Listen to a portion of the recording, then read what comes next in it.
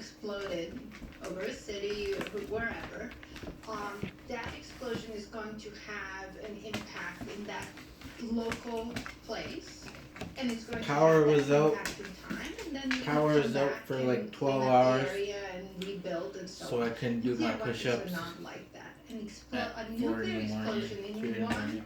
place, in one Okay, move, location, Poor. and in one Move. split moment Get out of of the way. time, can Good have boy. both global effects, and it can have impacts over actually even thousands of years through the effects Get out of of here. radiation and the kind of radioactive isotopes that get deposited in the environment.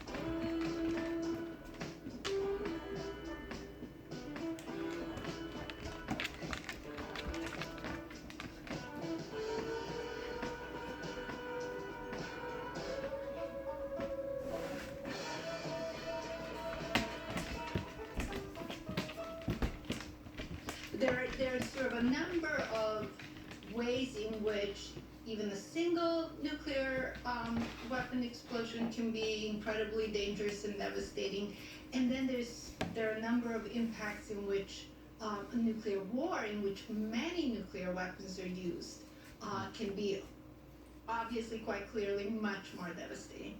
So the thing that people know about nuclear weapons is that one nuclear weapon can be much more powerful than any kind of chemical explosion. So, for example, the atomic bombings of Hiroshima and Nagasaki 80 years ago, almost exactly, had what's called energy yields of 15 and 21 kilotons of TNT. Now, these bombs were made out of uranium and plutonium, uranium for the Hiroshima bomb and plutonium for the Nagasaki bomb.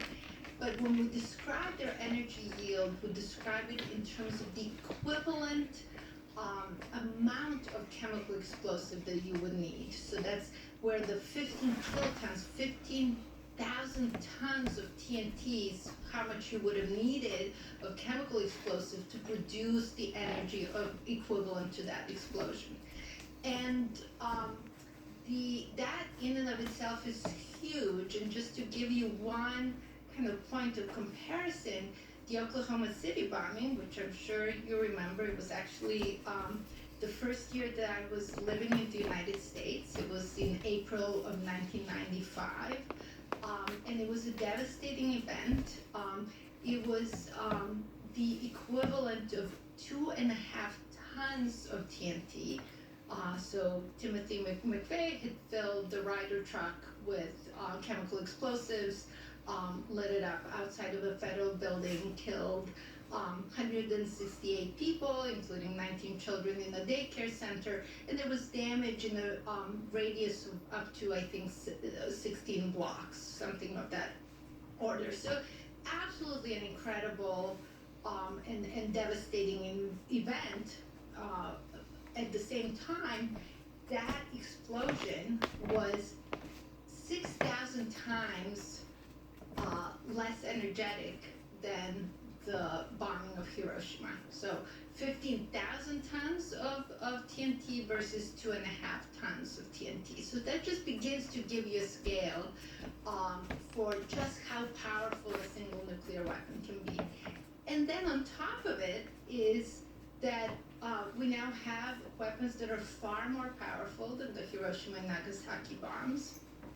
In fact, in 1945, the U.S. had 3 nuclear weapons. One was used as a quote-unquote test, the Trinity test in the desert of New Mexico, and then 2 were used on attacks on Japanese cities of Hiroshima and Nagasaki. Today, we actually have 12, on the order of 12,500 nuclear warheads, many of which are far more powerful. How much more powerful? So we know that both U.S. and Russia have nuclear bombs currently that are on the order of 1 megaton. That's about 70 times more powerful than the Hiroshima bomb. At the height of the Cold War, when we were first testing nuclear weapons and actually first testing hydrogen bombs, which are different from the atomic bombs that were used in Hiroshima and Nagasaki, and I can explain that as well. We were even testing the largest test that the US had ever conducted, took place in the Marshall Islands. It's called the Bravo test, Castle Bravo test, and that was 1,000 Hiroshima bomb equivalents. And yet, the Soviets actually tested something even more powerful. They did so up in the North Sea region called Novaya Zemlya, and they tested, some accounts say 50 megatons, so that's more than 3,000 Hiroshima bomb equivalents. I've even seen accounts that say 58 megatons, so that would be basically, 4,000 Hiroshima bomb equivalents. The Castle Bravo test, which took place on March 1 of 1954, that test, that mushroom cloud, so we all sort of, have this vision of a nuclear explosion that produces the mushroom cloud. That mushroom cloud was 25 miles or 40 kilometers high, and at the widest was 60 miles wide. So 60 miles? Miles wide, the mushroom cloud. It's quite simply something that's unimaginable. And that test actually had truly devastating consequences for people living in the Marshall Islands. About 100 miles from where the test was conducted, a population was living in a place called Rongelap Atoll. And those people were very, very sickened and impacted by the test. It's a long story. They stayed there for 3 days, they were moved away.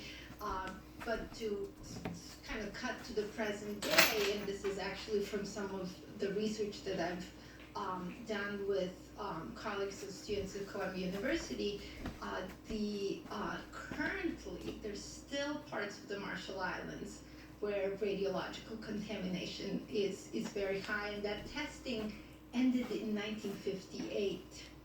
So it's now nearly 7 years later, and there's still contamination that quite simply is not safe. The way I like to put it is, it's not safe for a multi-generational community to live in and to live there full time.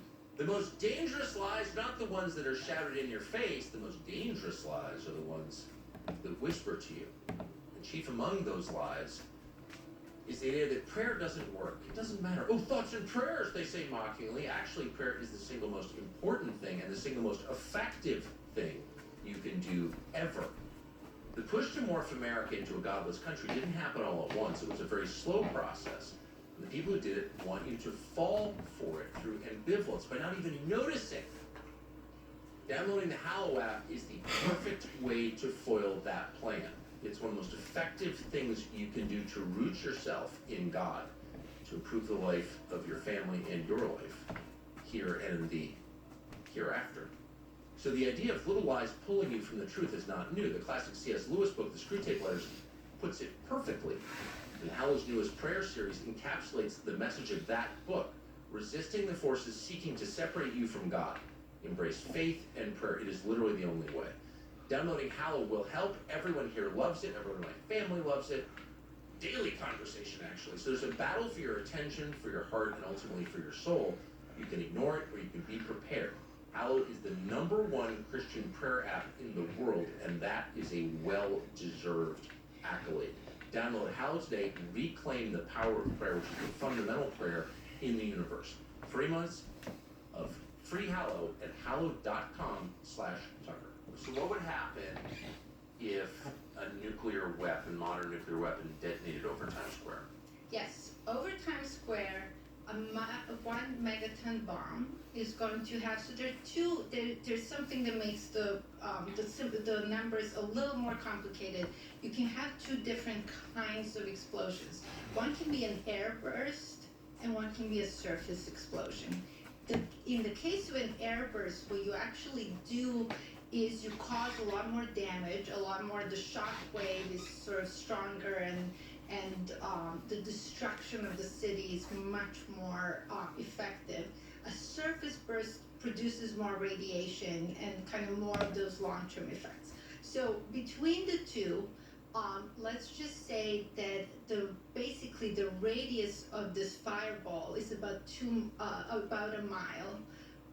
And so you now have, depending on where it explodes, you have a radius and the fireball is quite literally the temperature of the sun. And so you have a fireball where everything is evaporated, absolutely evaporated. And then again, depending on if it's an airburst or a surface explosion, you kind of have these different concentric circles of heavy blast damage where just everything is absolutely destroyed. The shock wave is such that it just everything collapses, buildings collapse, everything collapses. Then you might have a kind of lethal radiation dose, concentric circles. Then you might have moderate damage where you still have buildings collapsing, injuries are widespread and so on. And you kind of keep going, but you start out with quite literally evaporating everything in this fireball, and you kind of keep going out of that. And in New York City, for an airburst, you're looking at something like on the order of 1.5 million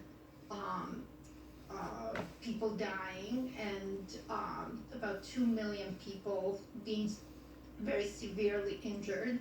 There's also a concentric circle where the temperature is so high that everybody gets third-degree burns. And this is something that happened, of course, in Hiroshima and Nagasaki.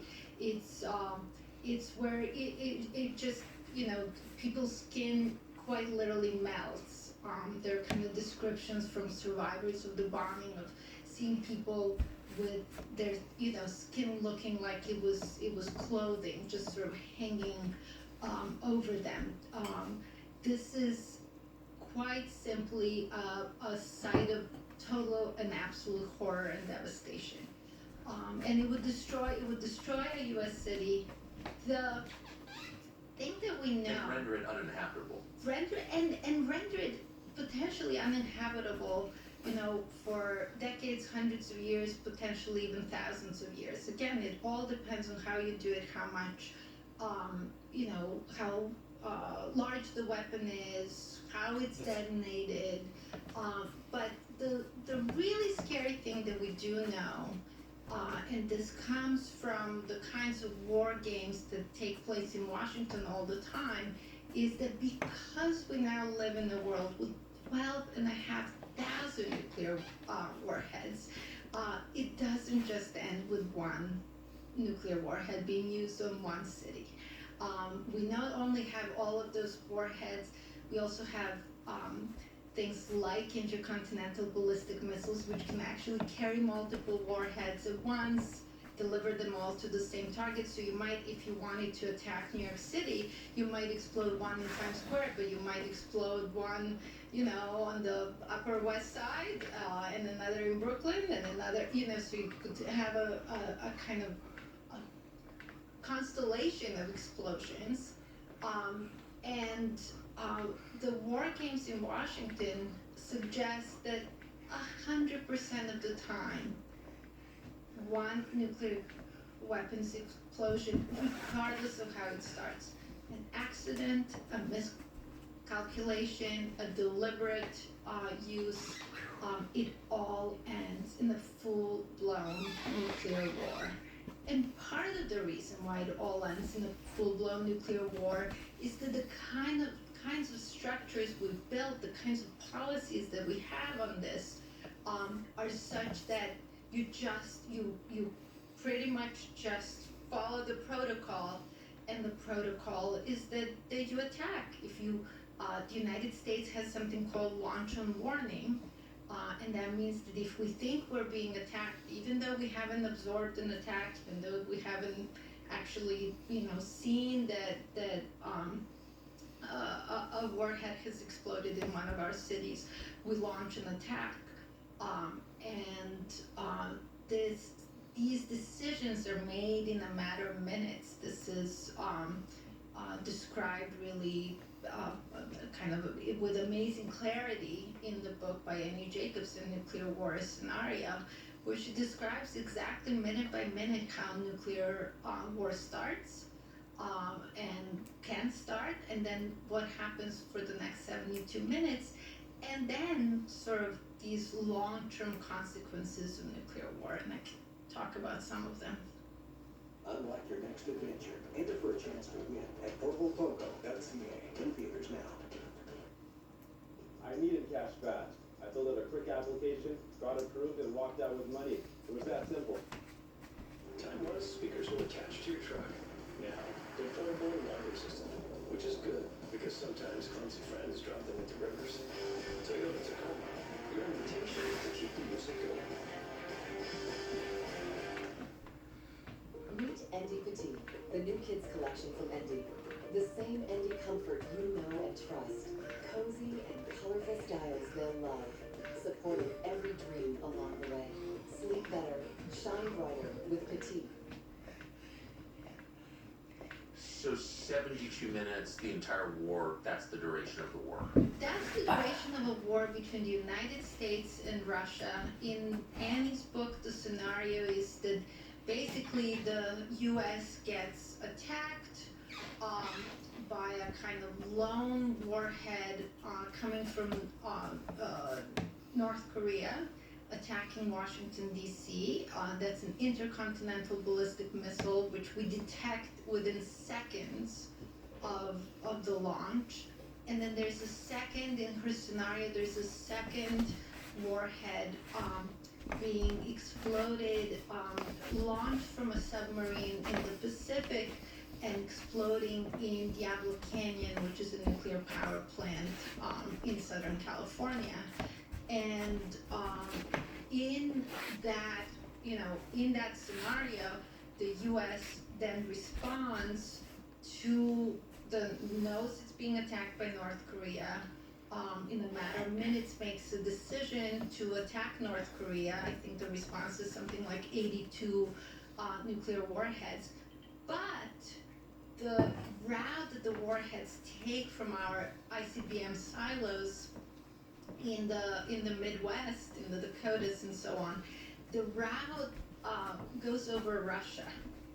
And in Annie's book, the scenario is such that the U.S. can't communicate fast enough with the Russian leadership, and Russians now think they're under attack because they're detecting these warheads coming their way, and so they launch an attack, 1,000 nuclear warheads, and then the U.S. responds in turn and attacks the United States.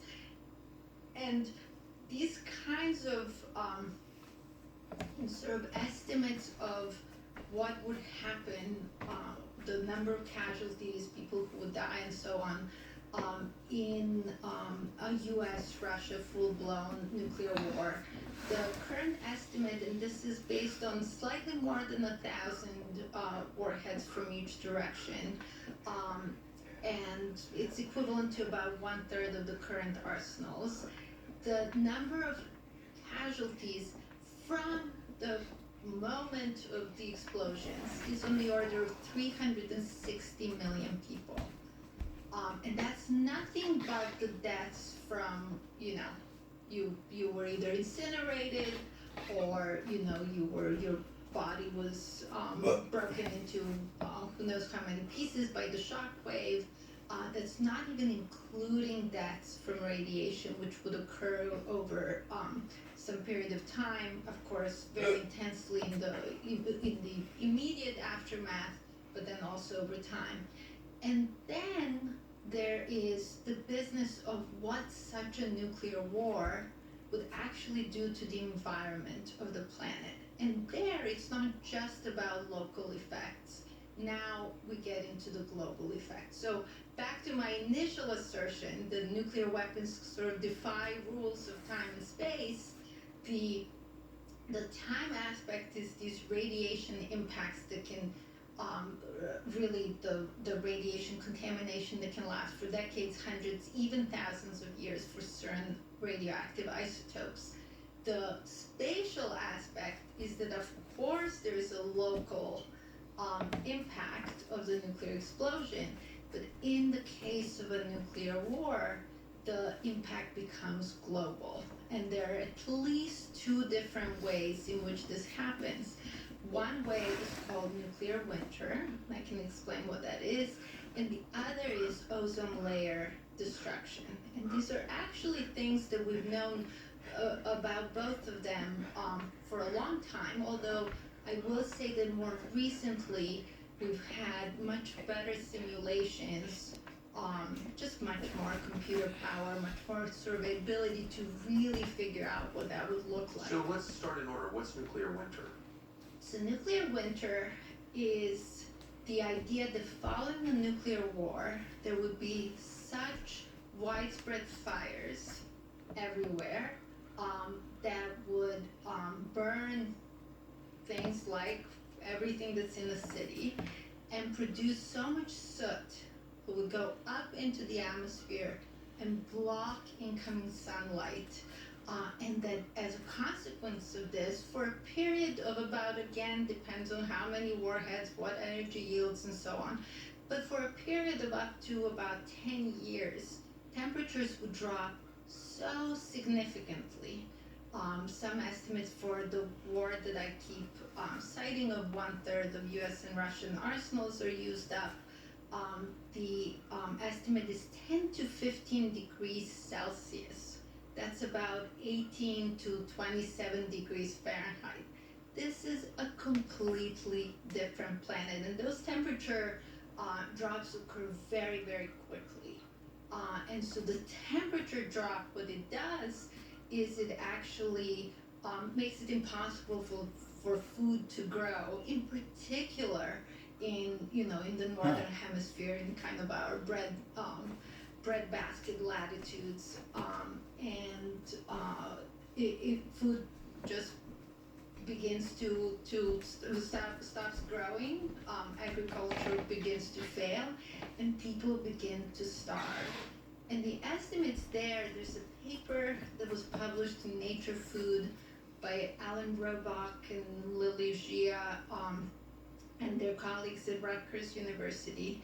According to that paper, this particular scenario where I said 360 million people would die from the attacks, they estimate over 5 billion people would die of starvation. 5 billion? Simply Safe stops crime before it happens, which is the way to stop it. Most security systems work backwards.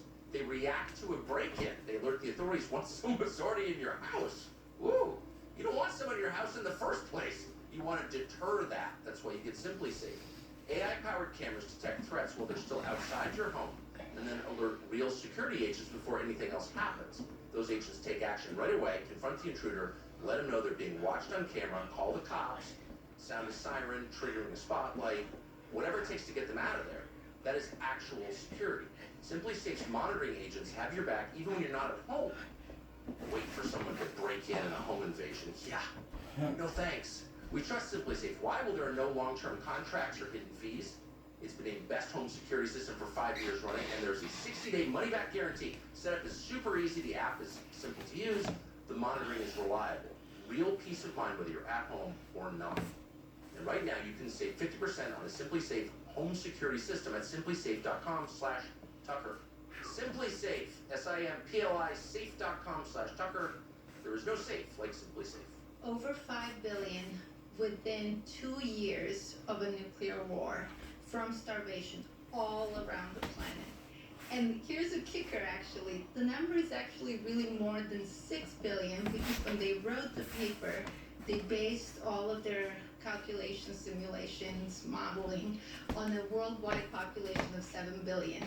We now have more than 8 billion people on the planet. So that just quite simply means that you're going to have an extra 1 billion people dying of starvation. So it's really, I mean, this is quite simply, this is the end of human civilization. This is the end of humanity as we know it. I'm not saying I don't think we know that everyone would die, although it's quite possible. I don't think it means all of life on the planet would be extinguished, although even that's possible. But this is quite simply not the planet we'll live on today. And then on top of it, there's the radiation effects, and I can talk more about radiation. And then there's this business of ozone layer destruction, and that's somebody at Columbia whom I actually knew quite well. He passed away recently in his 90s. His name was Mal Ruderman. He was one of the first people who they wrote about in the 1970s about nitric oxide production as a consequence of nuclear war and the impact that this would have on the ozone layer.